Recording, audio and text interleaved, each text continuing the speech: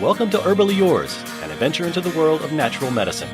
Here is your host, Dr. Ellen Kamhi, the natural nurse who will help you take the leap to ultimate wellness. Greetings, and thank you for joining me, Ellen Kamhi, the natural nurse, for another edition of Herbally Yours, right here on the voice of Nassau Community College, 90.3 WHPC.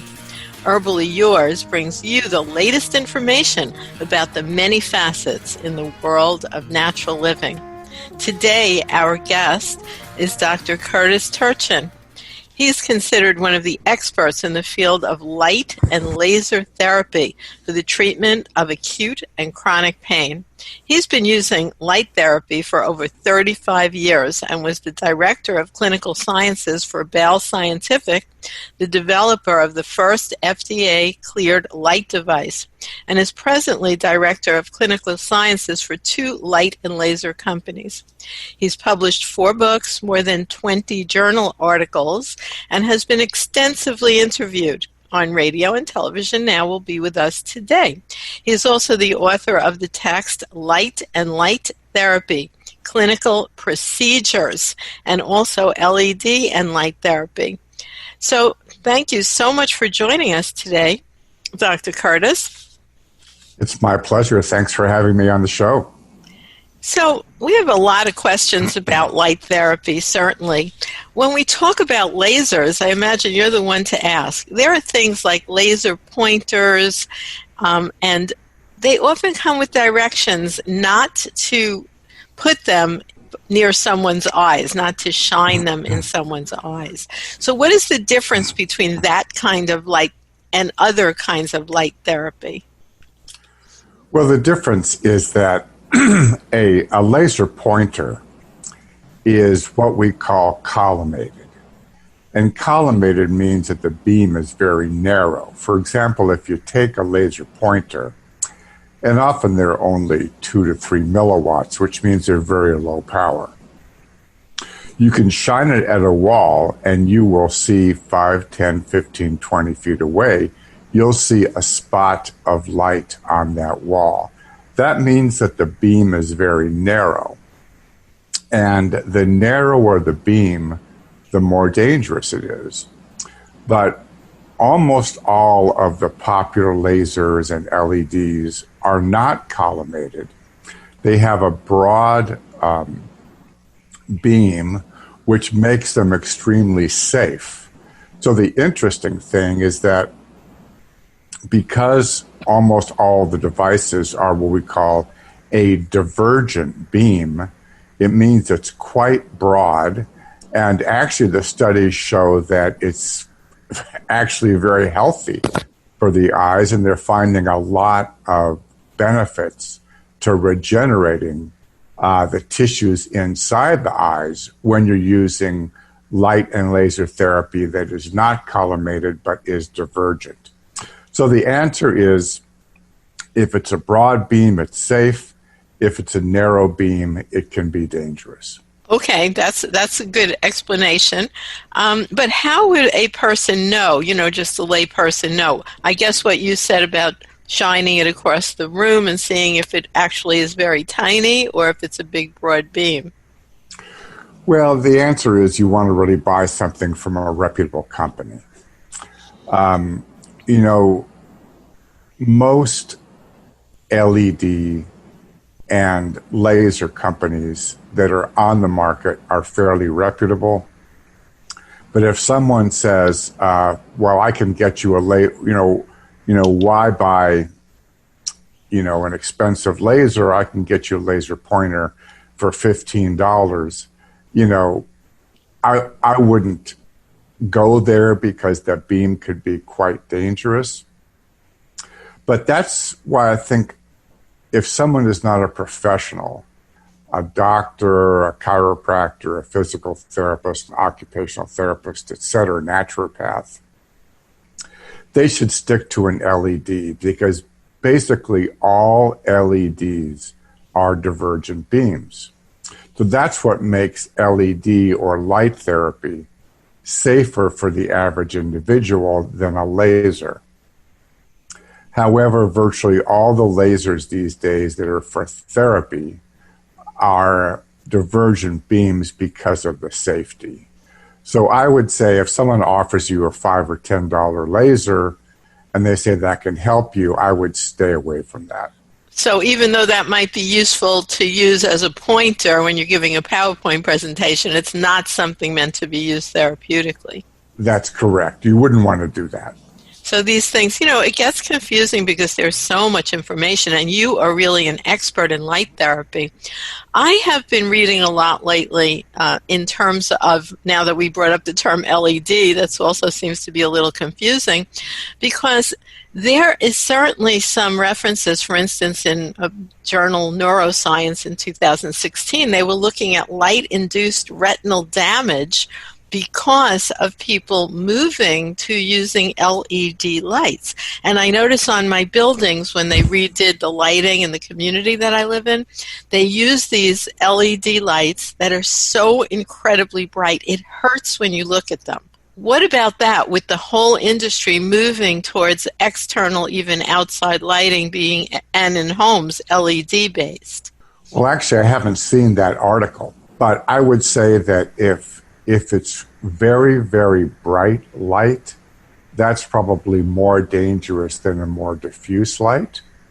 And when we talk about actually treating the eyes with light therapy to regenerate tissues inside the eyes, the safe way we recommend it is actually to close the eyes when you do it. Because when you're doing that, you're getting extremely diffuse light energy, and it's extremely safe and shown to be extremely effective. Now, of course, one study doesn't mean that much. It could have been extremely bright light, and that would be something that we wouldn't recommend. Right. Well, I'll send this to you after the show because I'd love your opinion. I actually have been putting them together because I find that the lighting in my community is very damaging. And, there's so many articles like in the Journal of Cell Molecular Biology looking at the effect of white light emitting diode exposure on retinal pigment epithelial in vivo, and really on and on. This was 2017. So that's why it's so important to speak to someone like yourself who is really, because it's confusing. It could be LEDs that are good, LEDs that are bad, lasers that are good, lasers that are bad. And, that's why it's so important to have someone like yourself who's really well versed in light as a therapeutic agent, which it certainly can be. So that's why I wanted to ask you about that. Well, one issue obviously is what kind of light is it? For example, therapeutic light is usually a fairly narrow wavelength. When you're using light therapy, you're usually using between 600 and 900 nanometers, which means it's a wavelength that actually penetrates through the skin, and they actually have not found any side effects to these wavelengths. The problem with white light, and you did call it white light, is that it's composed of a lot of different wavelengths. And that may mean that it has some ultraviolet, and there's ultraviolet A, ultraviolet B, ultraviolet C. And we do know that ultraviolet can be quite damaging. So my guess would be that what's going to happen is that because LED lighting is so efficient and so effective relative to energy use and other things, that field will have to mature and come out with wavelengths that are safer in the future. Because it really is a question of wavelength. And right now, I think what we're seeing is that in LED lighting, we're seeing it explode and become extremely popular because of the cost efficacy of LED lighting. But I don't think people have actually looked at in depth what effect it has on people's brains or eyes or skin. And especially when there's ultraviolet, that can be more dangerous. Let's go back in time a little bit and talk about you, Dr. Curtis Turchin, because a good place for people to look beyond today's show, and we'll have this posted, is LZRUL,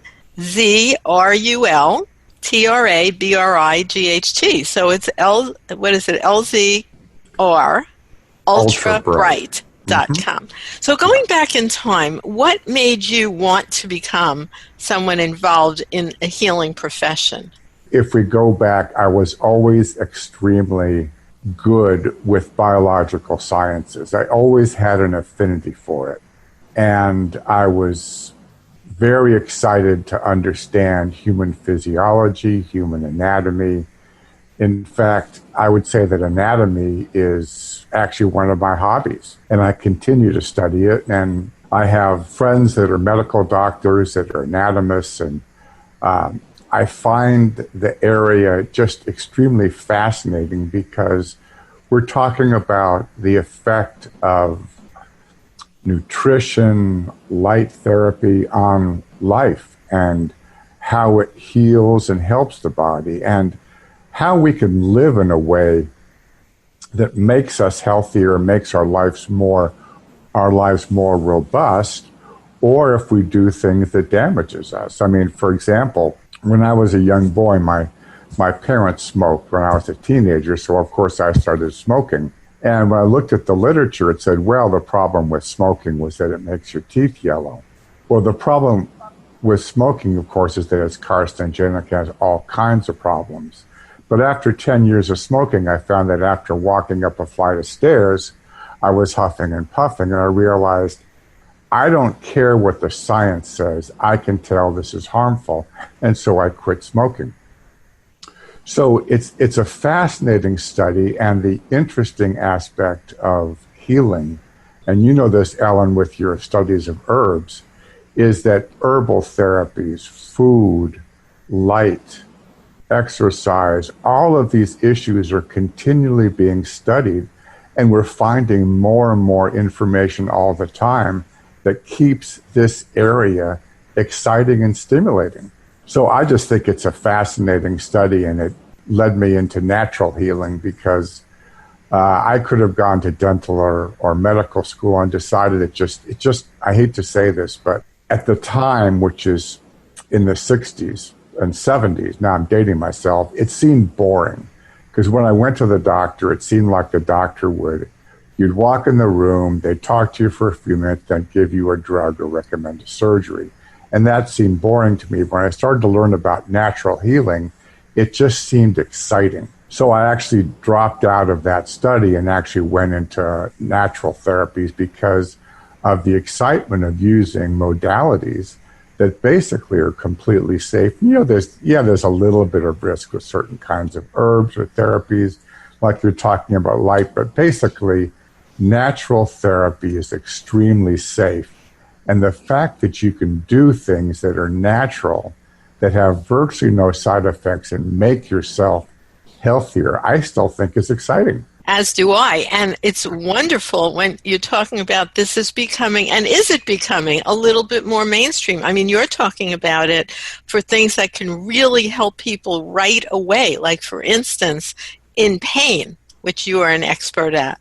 Yeah, well, the interesting thing about light therapy, going back to light therapy now, is that if you look at the research literature, light therapy, now we're talking about light therapy. We're not talking about ambient light, street lights, and that kind of stuff. But light therapy, where it's in this fairly narrow range of 600 to 900 nanometers, so there's no ultraviolet A, no ultraviolet B, no ultraviolet C, although parts of ultraviolet C can be healthy. But as you know, when you get out in the sun, you have to be careful. You have to use sunblock, because ultraviolet rays can be damaging to the skin, could cause skin cancer. I think we all know that.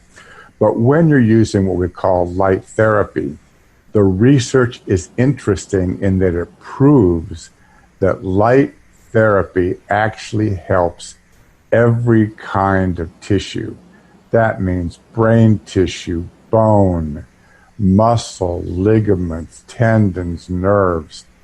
And we're even finding now some very recent research, and you've probably heard of stem cell therapy, that we're finding that light therapy actually stimulates the production of stem cells. So some of the doctors that are using stem cells are finding if they do the stem cell injections and then use light therapy, it actually makes the stem cell therapy even more effective. So the fascinating aspect about light therapy, and I know I'm saying this pretty broadly, but basically it helps everything. So that is pretty broadly, but specifically as a chiropractor, I'm sure you're very involved in people who are suffering from various kinds of pain-related ailments.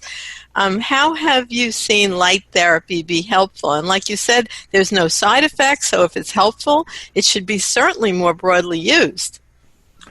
Well, it's becoming more broadly used, but as you know, medical science is often years and years in its practical terms behind the research.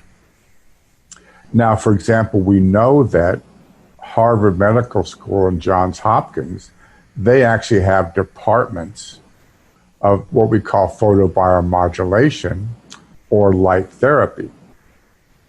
And as you know, Harvard Medical School and Johns Hopkins are not considered to be radical and way out. I mean, these are the leaders in mainstream medicine. So yet the average medical doctor, osteopath, I would even say probably naturopaths and herbalists do not know about this research.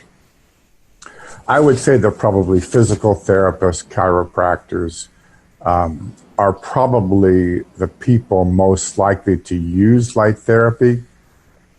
But because the research is so proving of its efficacy for almost everything, you're starting to see dentists pick it up, medical doctors. For example, in terms of medical doctors, you're seeing it being used after things like dermatological surgeries, because these dermatologists are finding if they're doing any kind of dermatological surgery or skin treatment, that if the patients use light therapy or LED therapy after their treatment, they just get better faster. And the dentists are finding that if they pull teeth out or if they're going to be doing orthodontia, that the kids or the adults actually feel better and heal faster after light therapy. So it's the same thing in your area, Ellen, with herbs.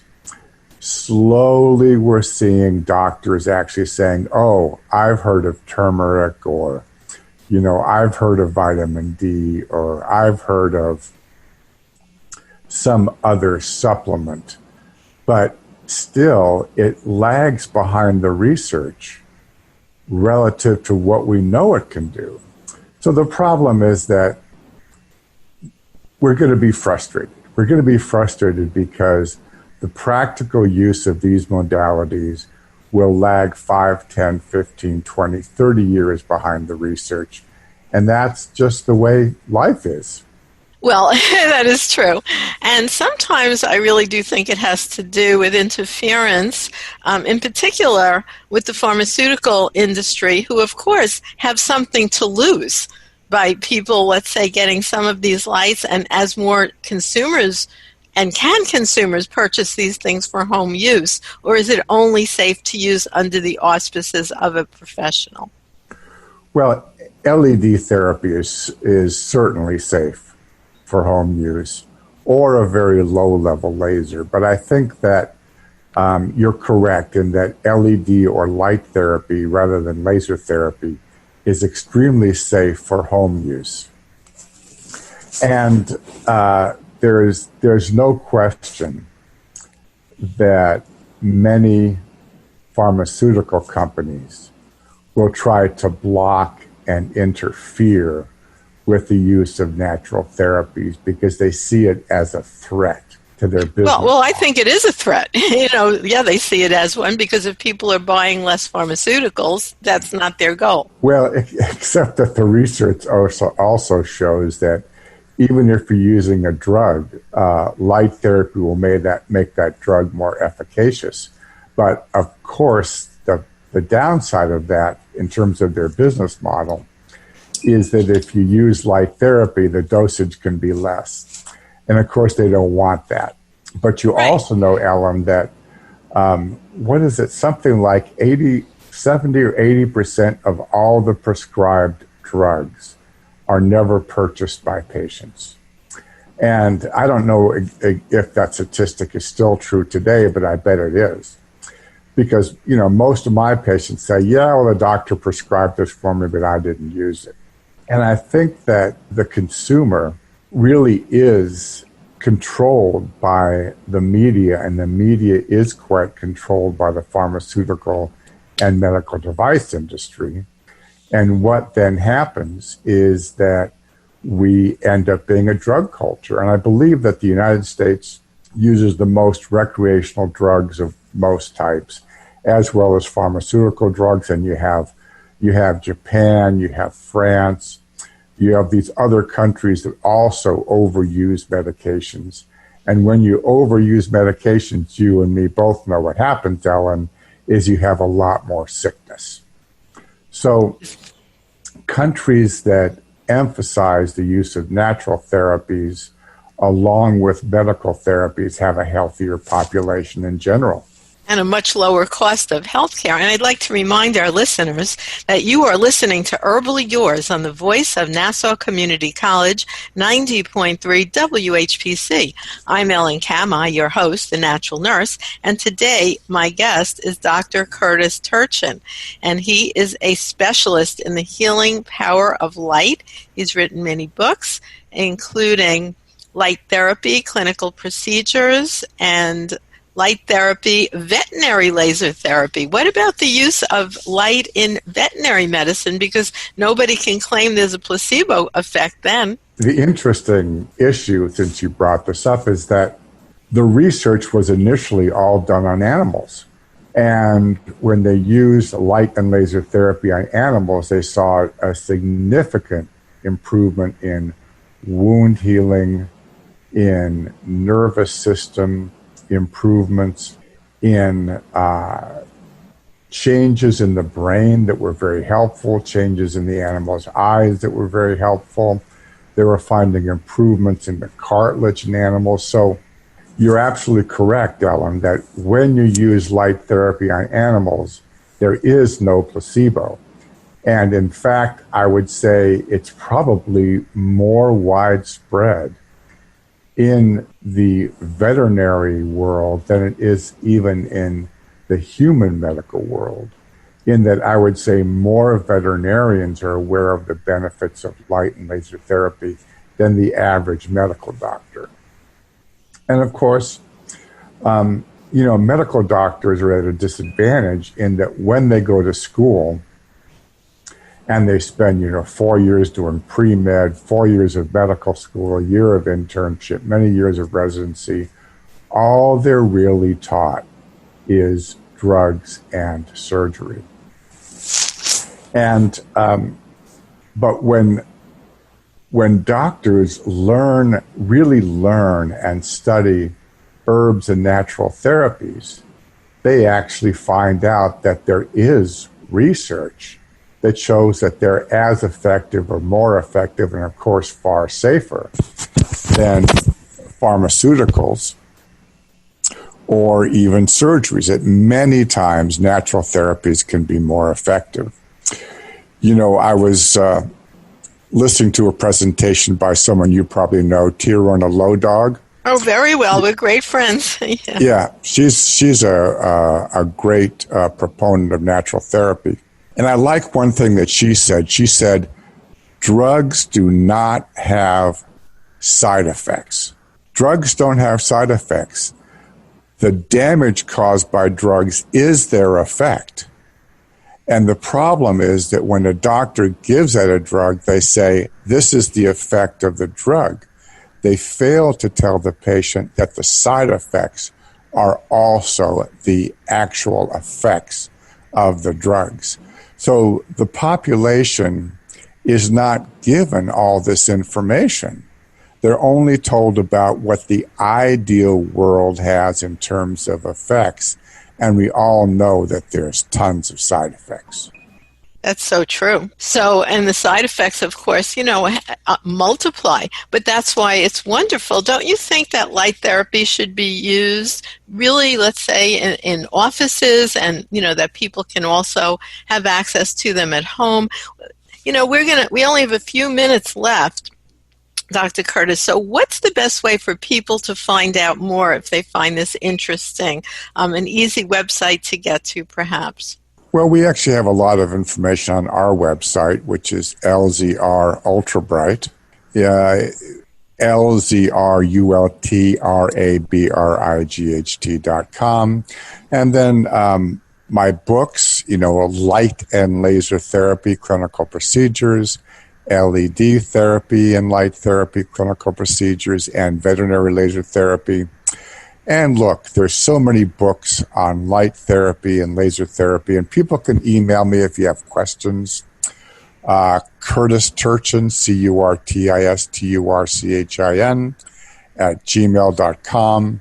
I'm happy to answer questions, but, when I first got into this field, Ellen, in the 1980s, it was really hard to find information. But if you just go to Amazon and you type in light therapy or laser therapy, you will see a ton of books these days on light and laser therapy.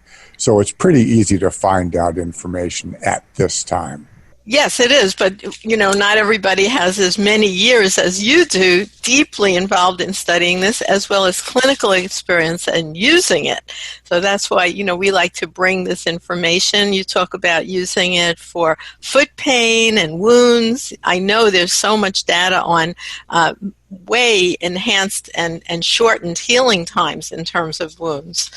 So it's just such a wonderful thing that I really think it should be used intelligently, but appropriately and with the right kind of equipment, a lot of which people can actually have at home to help for self-care. Well, yeah, I just was looking at some of the science this morning, and a new study just came out saying that in healthy children, using light therapy on their brains actually improve their learning.